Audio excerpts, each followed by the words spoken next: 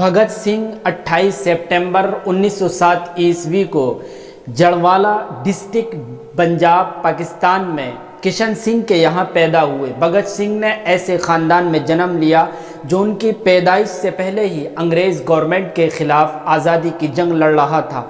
भगत सिंह के घराने में इनकलाबी आवाज़ें तो हर वक्त सुनाई देती थी, तो इसीलिए स्कूल से कॉलेज तक का सफ़र तय करते हुए भगत सिंह ने बहुत कुछ सीख लिया था। नेशनल कॉलेज लाहौर की लाइब्रेरी में जितनी सुर्ख किताबें मौजूद थी, भगत सिंह ने तमाम को पढ़ डाला था। भगत सिंह ने बहुत कम उम्र में ही कई तरक्की पसंद तंजीमों और आज़ादी के लिए कोशिश करने वाली communist party of India, Republican association, नौजवान भारत सभा जैसी पार्टियों को ज्वाइन कर लिया था। ग्रेजुएशन के ज़माने में भगत सिंह ने इंडियन रिपब्लिकन पार्टी को ज्वाइन कर लिया था। इस पार्टी का बाद में नाम हिंदुस्तान सोशलिस्ट रिपब्लिकन आर्मी रख दिया गया था।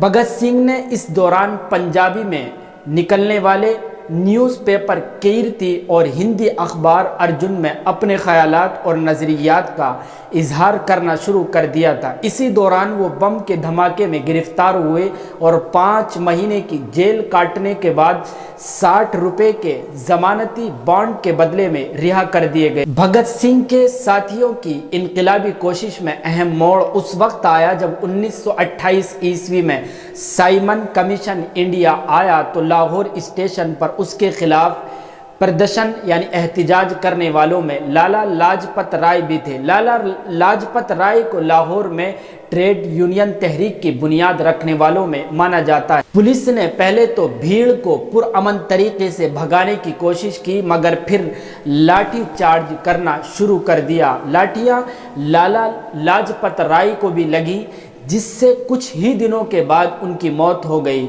लाला लाजपत राय के कत्ल का बदला लेने के चक्कर में दिसंबर 1928 ईस्वी की 17 तारीख को लाहौर में पुलिस हेडक्वार्टर के सामने असिस्टेंट सुपरिटेंडेंट सैंड्रेस को गोली से मार दिया गया। इस मर्डर की प्लानिंग भगत सिंह के साथ उनके साथियों ने मिलकर बनाई थी।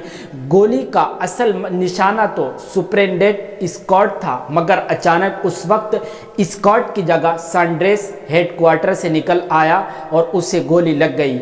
इसी को देखते हुए भगत सिंह और उनके साथी लाहौर से निकलने में कामयाब हो गए।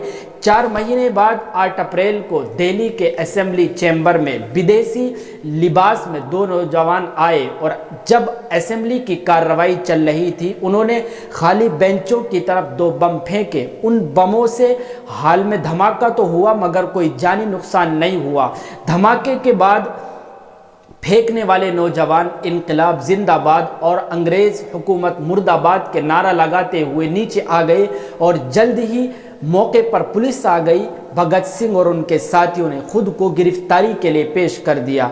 7 मई को उनके खिलाफ मुकदमे की शुरुआत हुई। जल्द ही इन दोनों को 14 साल की कैद की सज़ा सुनाई गई। इस दौरान कुछ सबूत और मिले और गिरफ्तारियां हुई, जिनके बाद भगत सिंह का ताल्लुक सैंड्रेस के मर्डर केस से जोड़ना मुमकिन हो गया। तो 14 साल की सज़ा को ख़त्म करके मर्डर का मुकदमा शुरू हो गया। मुकदमे की कार्रवाई के दौरान भगत सिंह को मियान वाली जेल में भेज दिया गया, जहां उन्होंने हिंदुस्तानी और अंग्रेज़ कैदियों के दरमियान कुछ अलग बर्ताव देखा। तो उनका मकसद था कि सियासी कैदी, चाहे वो कोई भी हो, चाहे हिंदुस्तानी हो या अंग्रेज़ हो, एक जैसा बर्ताव होना चाहिए। जब जेल हाकिमों ने भगत सिंह की बात ना मानी तो उन्होंने भूख हड़ताल कर दी।